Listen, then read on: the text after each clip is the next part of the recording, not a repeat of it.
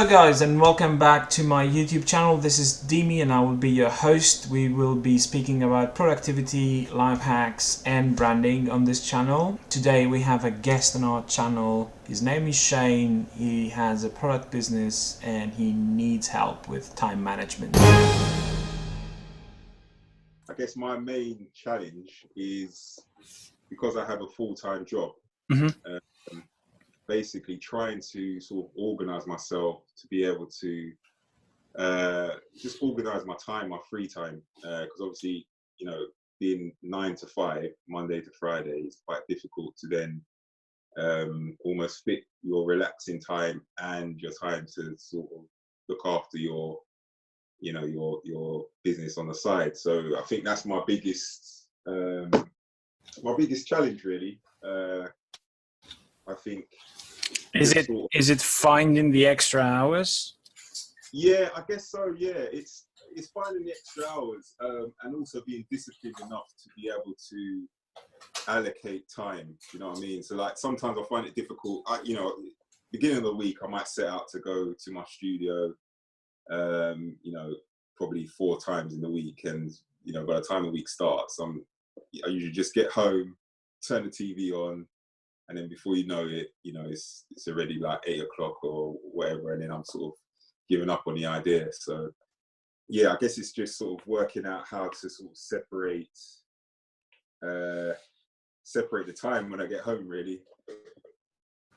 Okay, so sounds more like a life balance, life-work balance sort of thing. Well, again, it's after work, but I see your point. I see your struggle. Have you ever found yourself tracking the sort of time you spend on? No, so I think at the beginning, like everything, at the beginning I had all the enthusiasm. You know, I was putting in the hours, and that's what sort of got me to the point where, you know, I was sort of, how I would put it, semi-successful with the with my business idea, and I was selling units. And then it just sort of, it got to a point where I think I guess I was getting complacent, and I didn't sort of have a plan in place to try and sort of expand or, you know, improve on what I'd already done. So yeah, that was it. I guess that's another challenge of mine.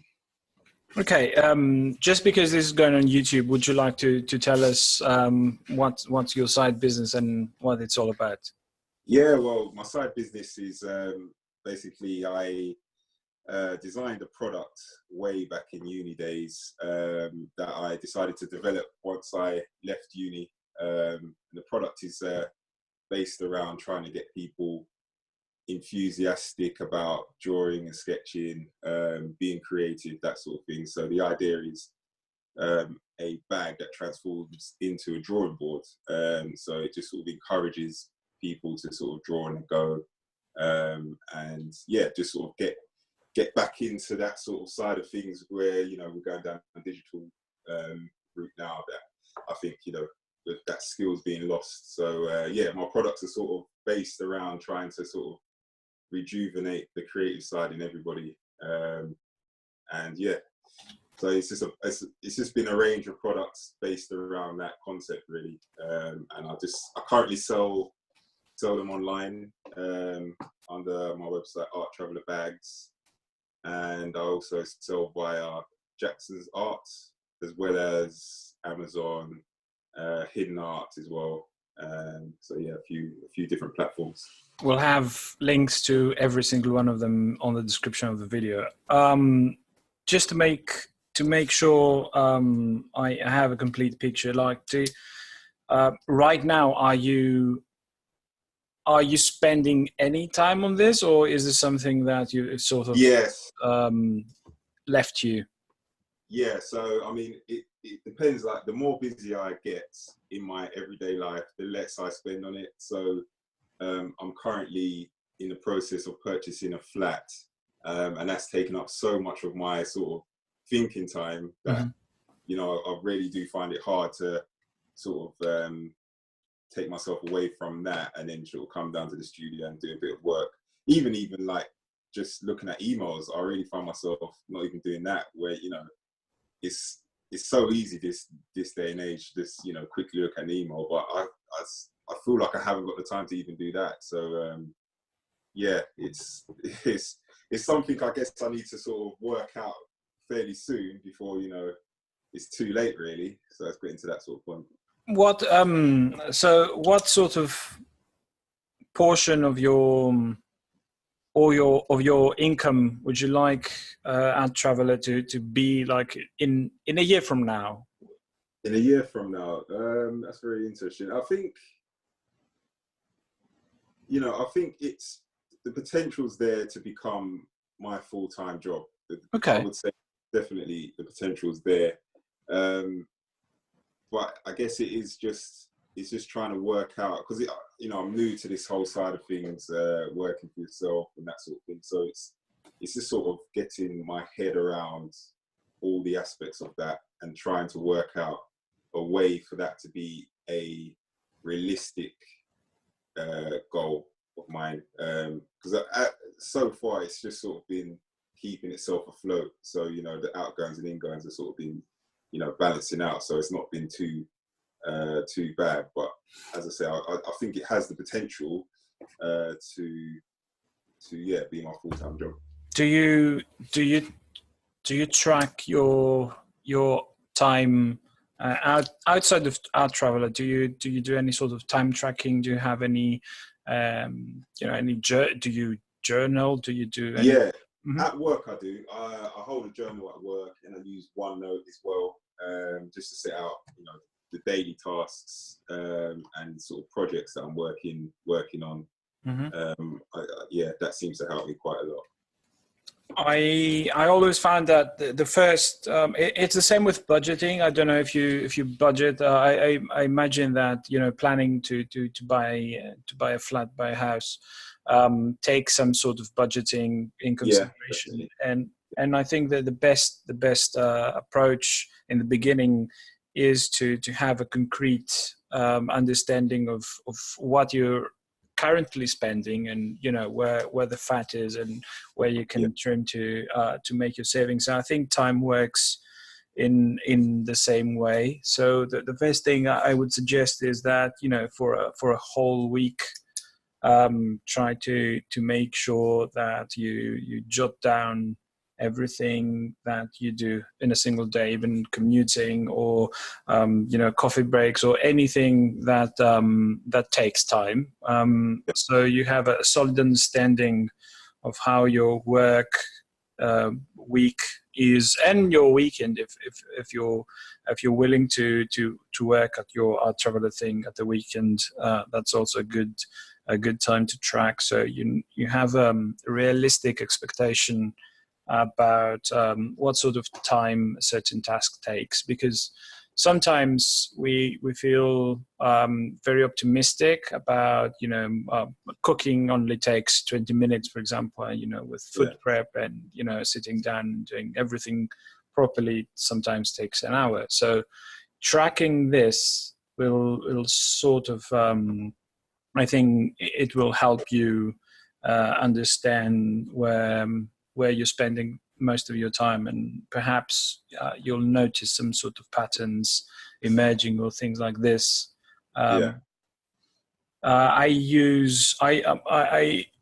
very well. I have lots of software helping me out in these things. One is Google Calendar or any other calendar application you might have. If you're using OneNote at work, I think it's easier to use the same tools you use at work. Use them for your own project as well. So anything that can, you know, say, okay, I get back 7 to 7:20. I have, you know, a coffee or something.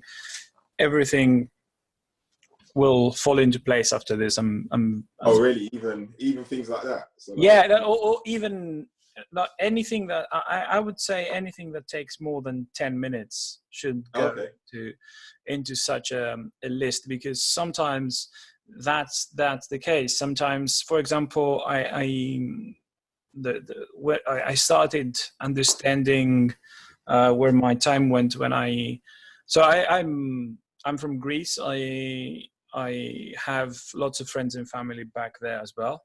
And one of the challenges of being an immigrant is keeping in touch with your people, basically. So I found lots of my time was going to Skype and phone calls and messaging that just because it was 10 minutes at a time didn't really sit in my schedule. But I started to understand that combined it was a big chunk of my time that I could optimize in a way. So now I have a sort of it's easier for me, like if it's not an emergency, I usually have a specific day and specific time that I speak with my family and sort of allocate it there. So I'm conscious about it. I know that this is the time I need to spend with them, and now I can sort it. Having a dedicated day for our traveler will also help. Like say, Yeah.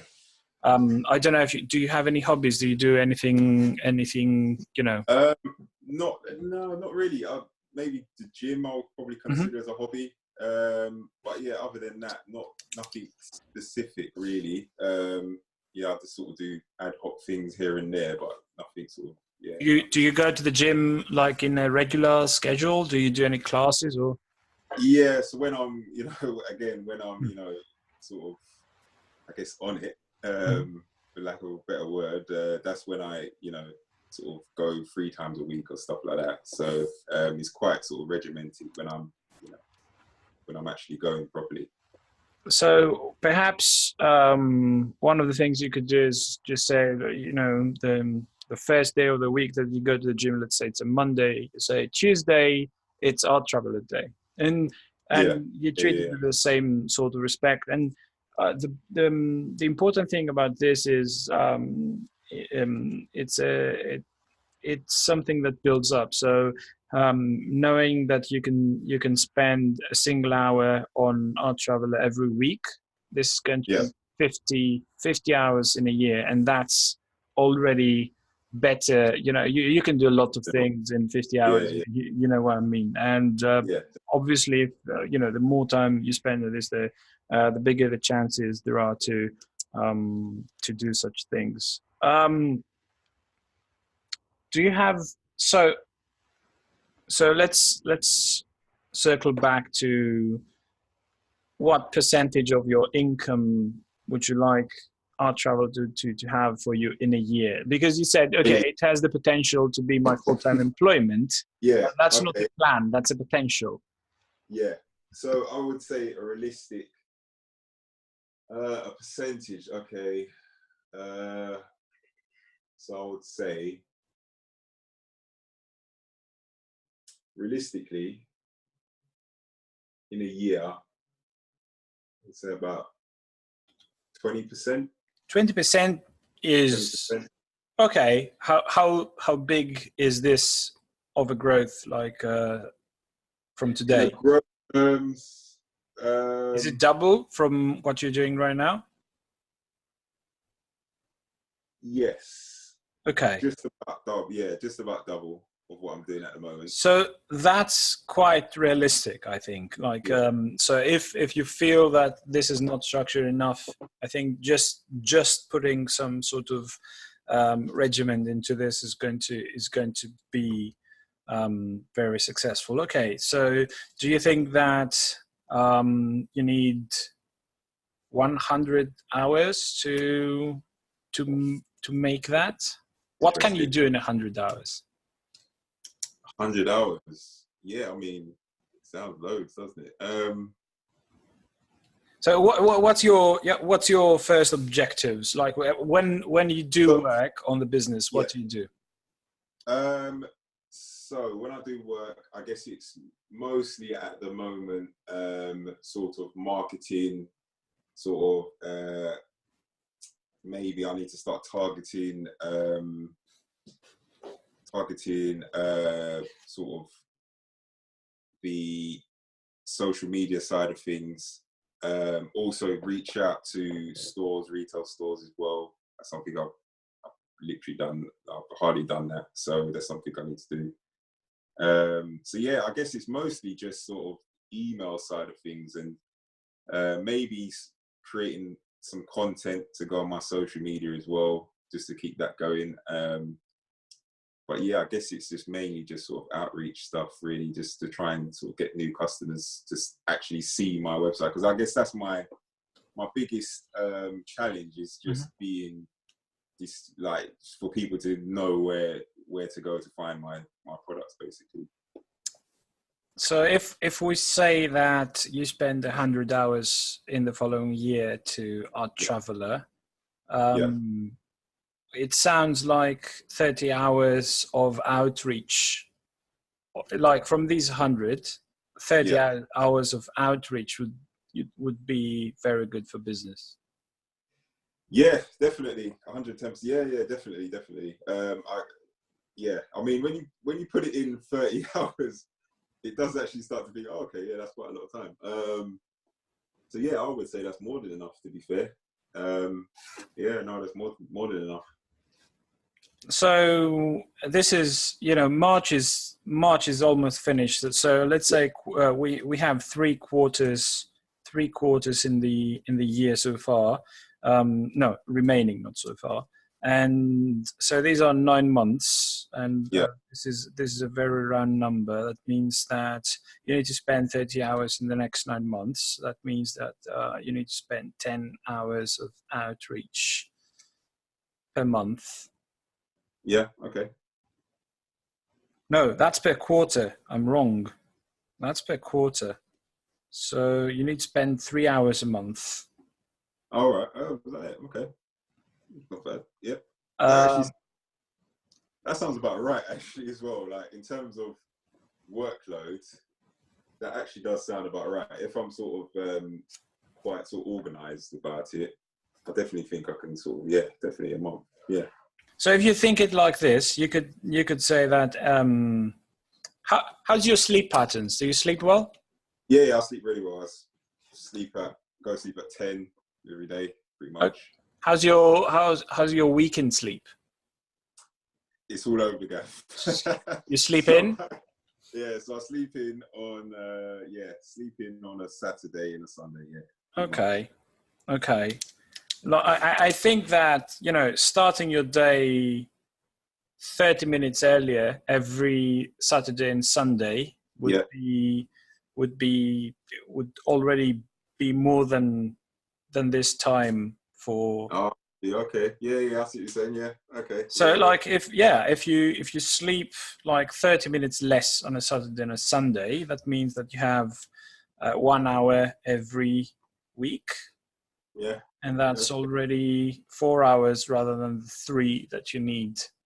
Yeah. To do your outreach. So that's going to be the first suggestion I would have, is just see if there's time spent, awake that you could optimize. Or I'm pretty sure that tracking your time will find you more of these sort of 30-minute gaps that you can exploit. And basically, I'm pretty sure that before you track and after you track, there's always some potential to find these really silly things that you can optimize and see, okay, is this making sense? I'm spending 2 hours, I don't know, cleaning the stove or something. There are some things that your time isn't optimized if you do them. For example, at some point, you need to be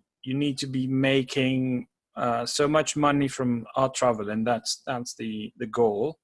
Yeah. That it wouldn't make sense for you, for example, to, I don't want to say to wash your own dishes, but cleaning the stove or things like this. There's definitely lots of things that you do manually right now, or you don't automate in some way. That's definitely going to affect your overall performance. But you just doing tracking right now, I'm pretty sure you'll find these hours. And when you find them, it's going to be very easy to convince yourself to just spend 30 minutes on our traveler. This is going to be... Yeah. How do you feel? Yeah, no, Am I making sense? it does make sense. You know, it's funny. It just seems so obvious now when you, but yeah, you're right. If you know, just sort of getting up half an hour earlier on a weekend, then yeah, just use that time sort of doing art traveler stuff. It does make sense now you mention it. Yeah, definitely. Yeah, it's there's I understand that there's lots of distractions. There's lots of things and lots of responsibilities as well. I'm not trying to diminish that, but no, definitely. But I'm pretty sure that there's always room for improvement. And if you want, like we can see how tracking time went for you, and see if there's some creative solutions to that. You know, some people, they listen to podcasts while they take the train. You know, we always try to make two things work on the same time. But even if you find yourself, so it's really important for this to work, for time tracking to work. It's really important to be honest with it. So if you find yourself browsing on your phone for an hour and a half, don't be too shy to write it down, because that's the thing that is going to make all the difference in the world. And the other thing I would like to say about this is there's no shame in procrastinating. There's no, everybody does this. It's not there's a culture out there of hustling and everything, but there's definitely room for recreation, leisure, everything. But on the same, so don't feel bad about doing things for yourself. It's just important to understand how and what is important to you. For example, I read magazines a lot, and I never feel guilty about this. This is my outlet. I don't consider this spend time like other people. I don't know. Other people like expensive handbags, for example. It's so the budget conforms to their likes, basically, and it's the same. It's the same with everything. Like you go to the gym more than I do, so everything might be precious, but it's really important to not feel any shame, because this will prevent you from writing this down, prevent you from keeping it for a whole week. So that's and even unexpected things as well. So like if something pops up and you didn't expect it, it's an urgent thing you need to do, write it down, and you will know that this is not going to be every week. This is an unexpected thing, but it's important to plan for these. The same way we plan financially for emergencies, the same way it's important to have some time unframed, unallocated, and if nothing happens, we put it into the business, the career, the leisure, whatever we want. Yeah, cool. Yeah, no, I think it definitely sounds good, because I think I've got to a point where I know in myself I'm not doing enough. Even, with everything taken into account, my leisure time, work time, that sort of thing, I still know deep down I could be doing more. So just I guess what you're saying now is, just jotting down the hours because there must be times that I'm just sitting on the sofa literally doing nothing that I could be using to do that. So I mean, do you know how much time you spend eating, for example, in a week? No, I have no idea. You should know. That doesn't mean that you need to cut down on it, but you still need to know, right? That's where I'm trying to get at. Yeah, definitely. Yeah. Cool. Okay. Okay, so like so again, the same way we worked about outreach, the same thing you can do, and pretty much have a more consistent plan on how you want to spend your hours. And you know, if you start putting, well, it's a different conversation. Like if from there you find that the time you allocate to our traveler isn't going where it needs to be, Yeah. I can help with that as well, because I was a very disorganized person when I was younger, and now I'm all about organization and planning, and I've been a complete nerd just because I relate with this condition, because it stopped me from doing so many things in my younger life. So anything that you want in terms of focus, I can offer advice, I suppose. Cool. Yeah. So I think that's a good point to stop the conversation. I think that you have enough on your plate to Yeah, no, definitely. But yeah, it's interesting with the concentration for it. Could you give me one tip, just as a little, to stay concentrated? Yeah, little one tip. While you're working? Yes. So my thing is, you know, setting out to do something, I might sit down, you know, with all the intentions to actually do it, and then I just get distracted. Something comes on TV. I'm like, oh, what's that? And then before I know it, Have you checked the video I shared the other day about the egg timer? The egg timer, yeah, I haven't actually tried that yet. I will try that though. So it's really important because it works in bursts of 25 minutes. So any notification that's not in my head, phone calls are extreme emergencies. I don't know how it is for you, but every other notification like Messenger and WhatsApp and anything, it can wait for 25 minutes. Yeah. So if you have the egg timer and you know there's, in the end of this 25-minute period, you'll have 5 minutes to tend to anything, you stop caring, because you say, okay, I will have the time to take a look at what's happening. So you don't need to react to it right away. You can tame yourself and say, okay, I'll stay focused here, because you can literally feel the time that you'll tend to that. Does it make sense? Yeah, no, definitely. Yeah, okay. Yeah, no, I'll definitely be doing that. I'll giving it a go anyway. Definitely. Awesome. That's awesome. This is basically, that's all the conversation is what I was looking for, because everyone's different. I really want to, you know, to find a way to make this something useful for people. I hope you find some value into this. Yeah, no, definitely. Thanks for the time. No worries. All right, I'll stop recording. So this was the video with Shane. I really hope you enjoyed it. If you have any questions in terms of productivity, time management, organization, feel free to leave a comment down below. If you like this video, please press the like button. If you want to see more, please subscribe to the channel. Cheers from London, and so say we all.